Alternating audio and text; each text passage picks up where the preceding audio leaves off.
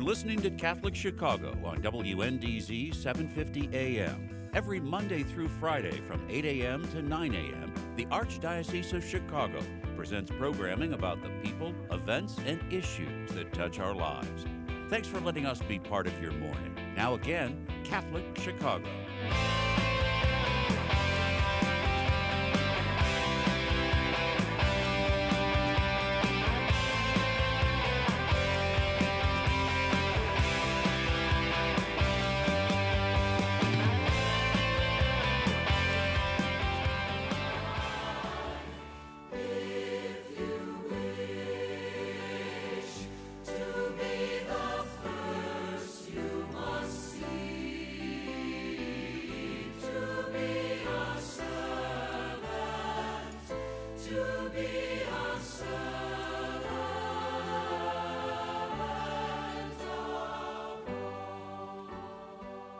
Hello to everyone, and welcome to another broadcast of Diakonia, a call to service.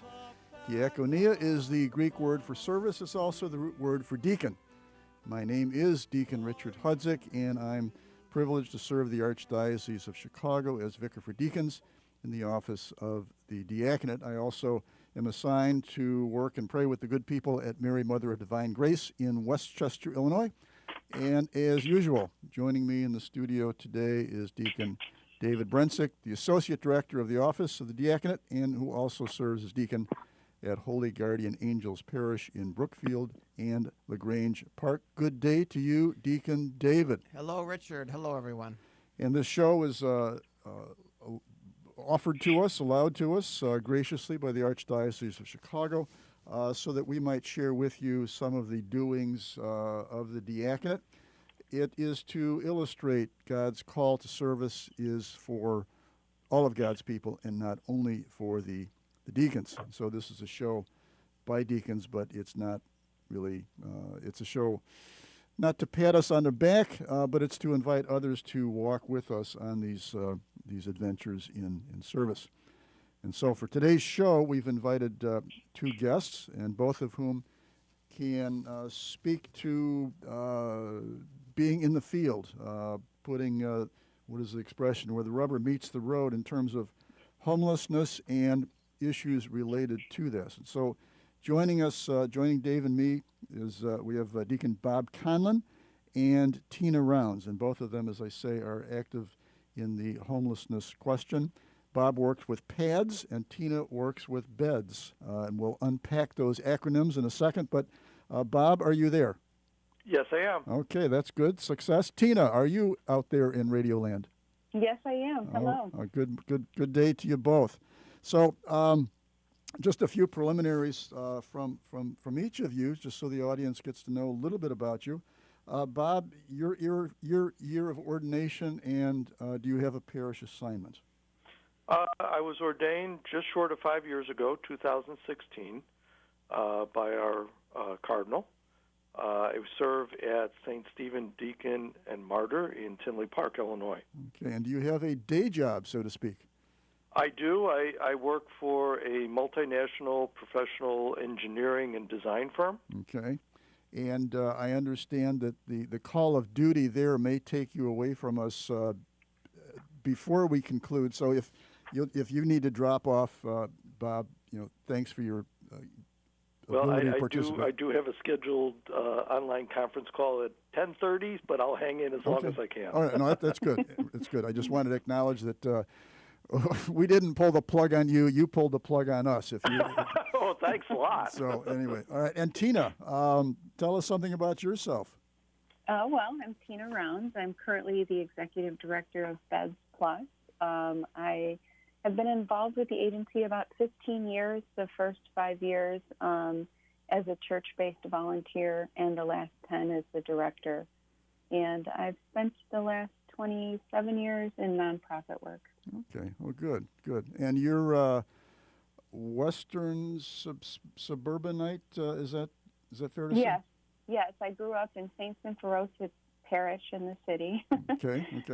Made my confirmation at Our Lady of the Ridge in Chicago Ridge, but I married a Baptist, so I currently go to an evangelical Lutheran church in LaGrange. Okay, well, good.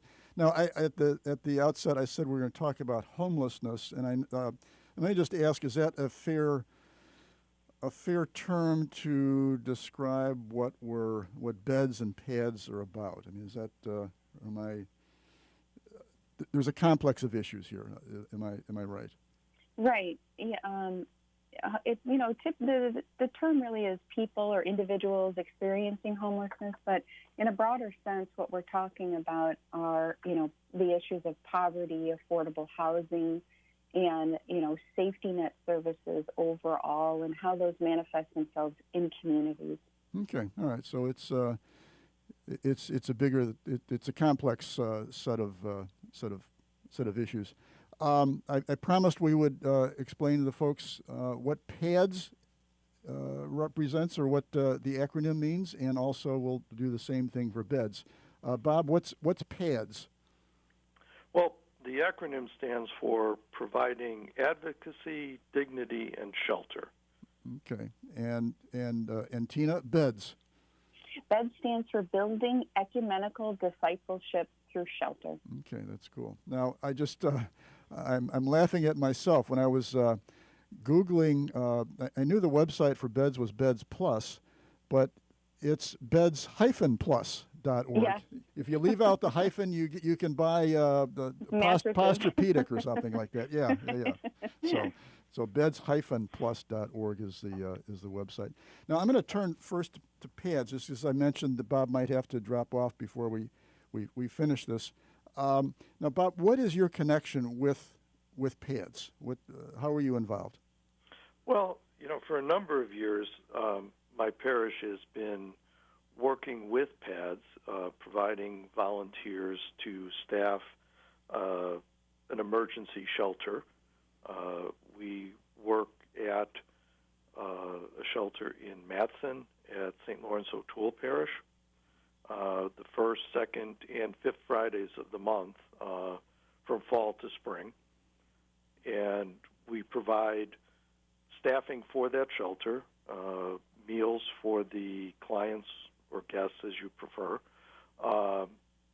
We supervise the shelter. We provide a hot breakfast and a bag lunch for the guests as they leave. And PADS is found throughout the metropolitan area, right, Bob? Yes, the PADS group that I'm involved with is South Suburban PADS.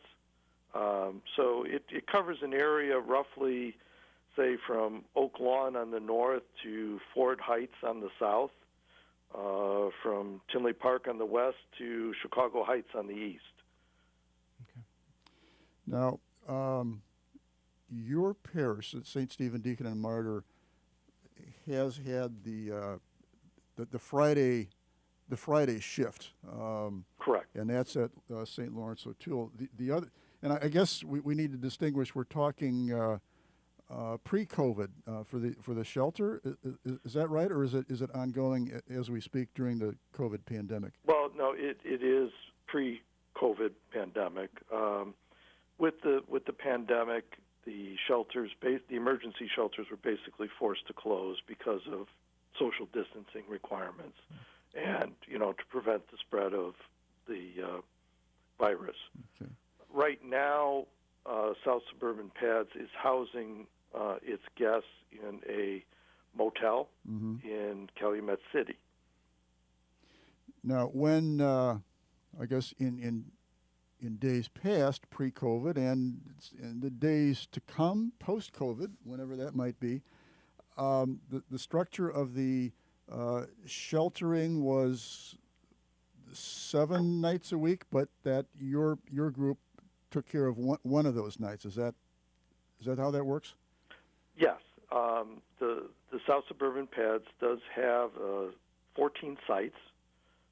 Most of those sites, I believe, if not all of those sites, are at faith-based institutions, churches and the like. And it is 7 days a week. As I said, we staff the St. Lawrence O'Toole site 2 to 3 Fridays in a month. And so then the other 14 sites rotate through a monthly Yes. schedule or something like that?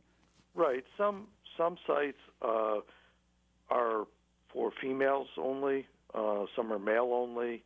So it different days of the week, different sites, and there is a rotation, a set rotation that's established. I'm just wondering, is that you need to know if you have an ongoing or a chronic homelessness issue for yourself. I mean, you need to be nimble enough to go from place to place, night by night. Is that? Well, PADS does have a small shuttle bus Mm-hmm.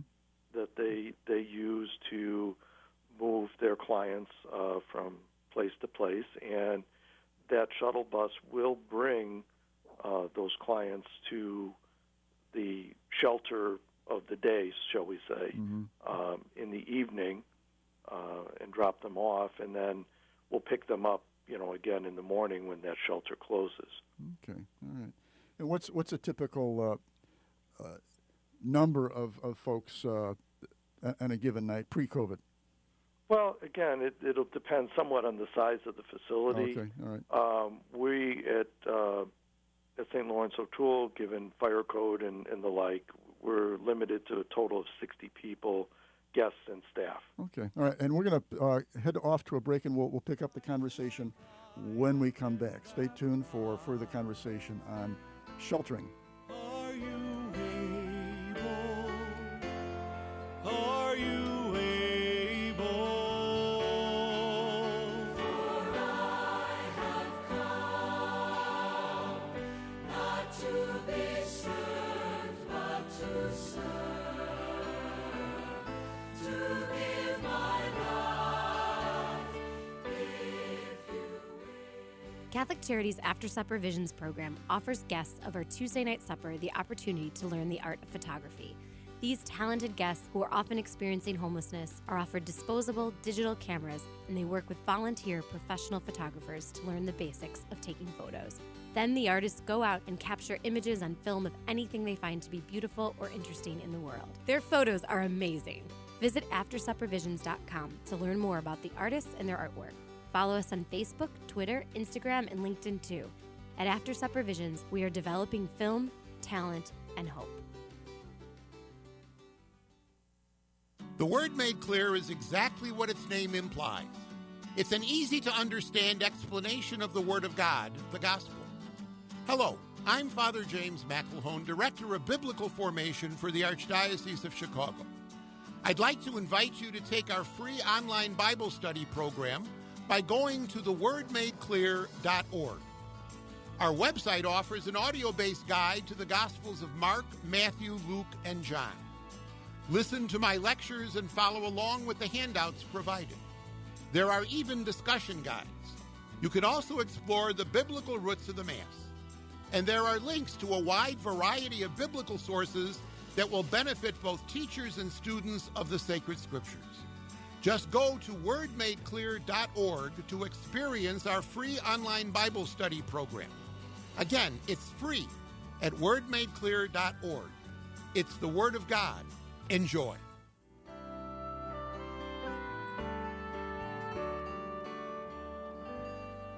And we are back. Deacon Richard Hudzik, Deacon David Brencic, speaking today with Tina Rounds of BEDS, the BEDS organization, and also with Deacon Bob Conlin, who is a participant volunteer for PADS. Bob, before we turn to Tina, a couple questions for you. One is, I did your homework for you. The website for PADS is sspads.org. Am I right there? Yes. And that's going to give me, or anybody who might be interested in helping or volunteering, some contact information. So sspads.org. And I saw you've got something called the South Tier, which is on a place on Lincoln Highway in Chicago Heights, and then the Wellness Center in Country Club Hills. Those are two physical office sites for PADS, I gather. Correct. Okay. Yeah, the main office is in Chicago Heights. The Wellness Center in Country Club Hills has a variety of services there, including it has some actual permanent housing, supported housing at that facility. Okay. All right. So, Bob, what your involvement in PADS? What has that meant to you for your faith over the years? Well, it's a humbling experience, to be honest with you. I mean, when you meet the folks who come to the shelter, you can see in them some who, for probably a lack of a better way of saying it, our social safety net has failed. These are people who have mental health type issues or addiction type issues and have had problems in life as a result. Some are there because of a bad break or two. In talking with the clients that come, many of them have families and families that do have a traditional family structure and home life, but yet these individuals are not part of that. So when you look at that, I mean, for me personally, I say, there but for the grace of God go I.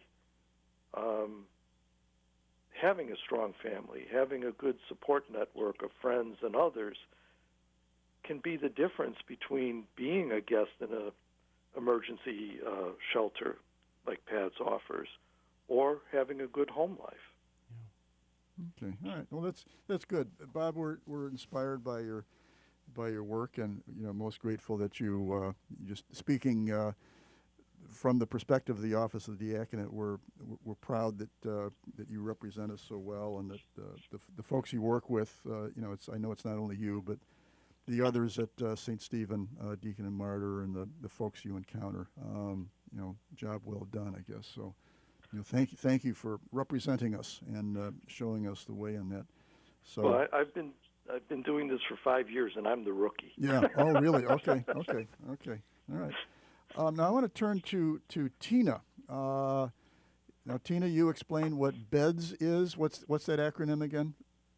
It's Building Ecumenical Discipleship Through Shelter, and the vision of the originating group was that through the act of sheltering, we would disciple to one another, we would disciple to the homeless, and they would disciple to us. Okay, and you mentioned a history. How long has BEDS been around? Just over 30 years, 32 years since our first sheltering day. Okay, that's quite a stretch of time. And you are the executive director. Right. And what does that mean? What do you do for BEDS? Primarily my role is administrative. I'm the public-facing person. I, do the execution of strategic plans, manage the board, do much of the fundraising, and then, I'm responsible for growth initiatives, making sure that there's integrity in our service delivery, and we make good on any contracts that we have. Okay. Now, Tina, BEDS has really expanded its services over the years. What are some of the things now that they're offering?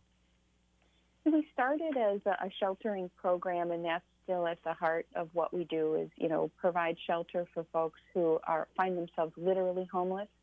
But we have expanded our footprint overall. We cover from about Berwyn to Tinley Park, so we're really the full southwest suburban community, an active participant in what's called the Continuum of Care, which is that network of agencies all doing a similar thing, including South Suburban PADS. We work really closely with South Suburban PADS. All right, and Tina, let me jump in here. We're going to head to a break, and then we're going to unpack the rest of the good work that BEDS is doing in our region. So stay tuned. Come back.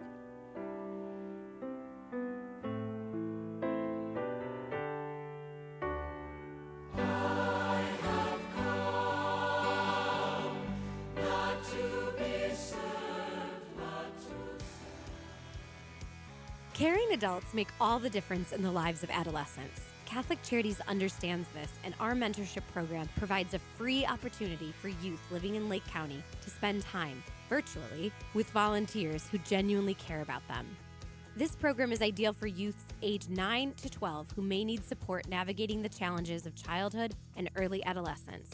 Our amazing volunteers serve as friends and role models who help youth recognize their strengths and empower them to reach their full potential.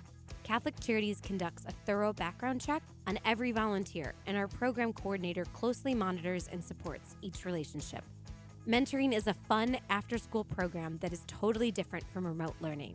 Virtual group sessions help youth enjoy fun activities with their peers, too. We're connecting youth with great role models. Join us today. To learn more, call 312-937-3375. That's 312-937-3375.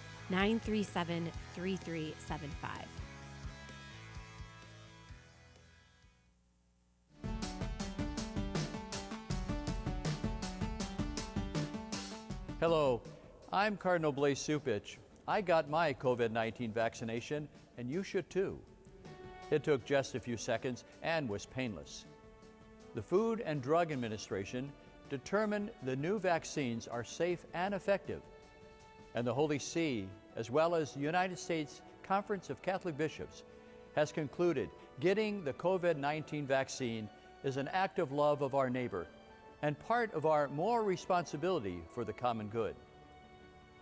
We have lived with the pandemic for many months, and I know we're all getting tired of it. Vaccination is one of the most important ways you can protect your health and the lives of those you love and help bring the pandemic under control. When it is your turn, I urge you to be vaccinated. And remember to do your part by wearing a mask, washing your hands, and watching your distance. Thank you, and God bless you all.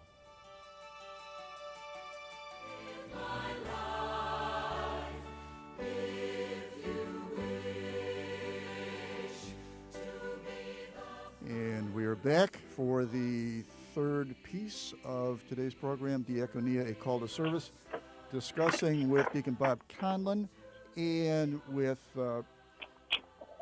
Tina Rounds, one representing PADS, the other representing beds, about the general issue of homelessness, needing shelter, and we've turned our attention to Tina and the great work that beds is doing.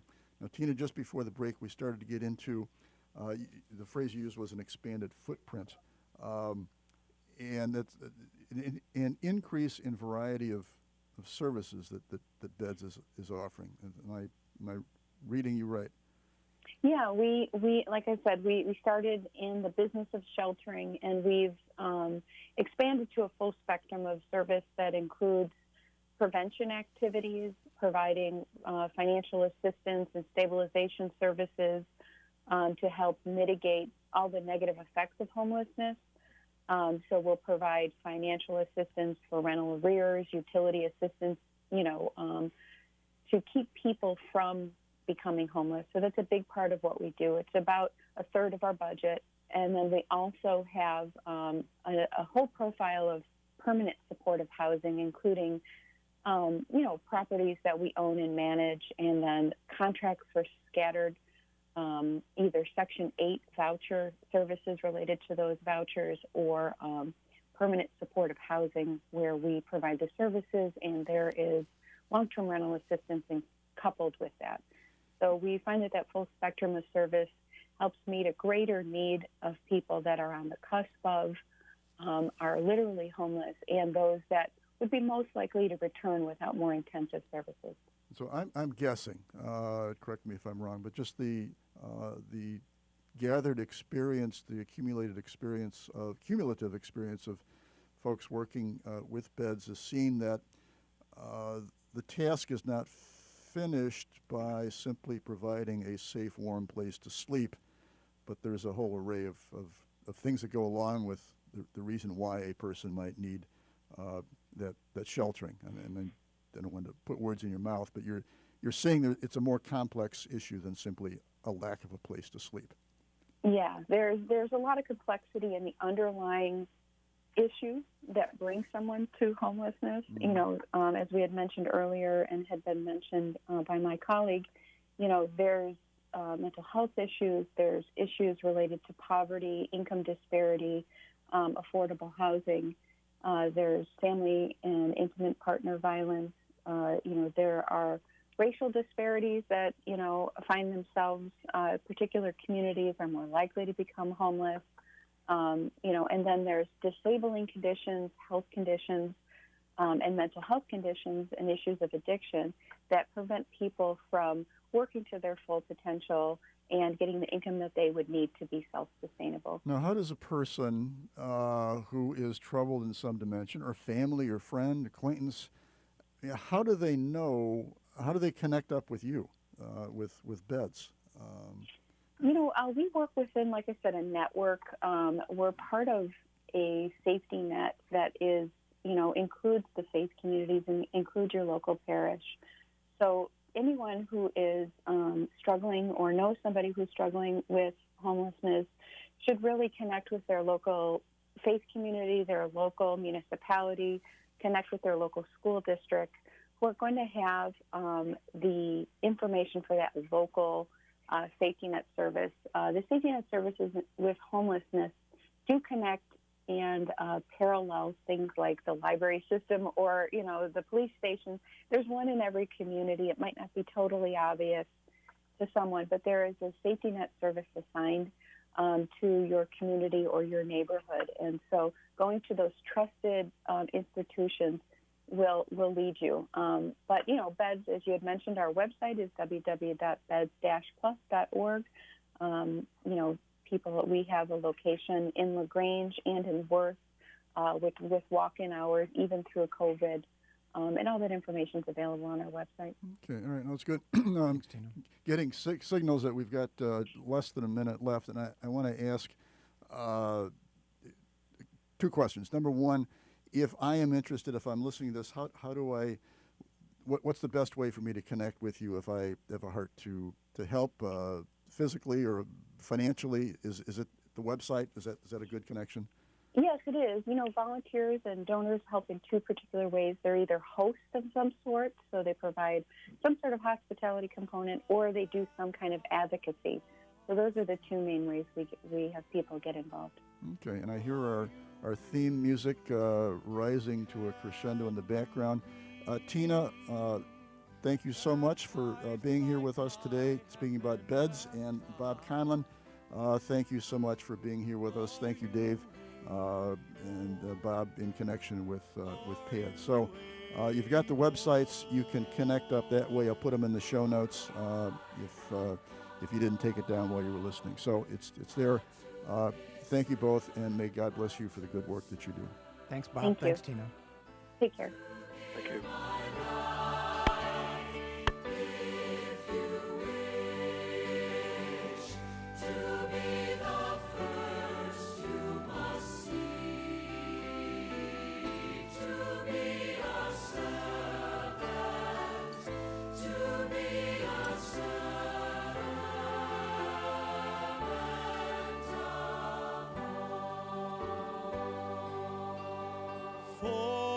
To sit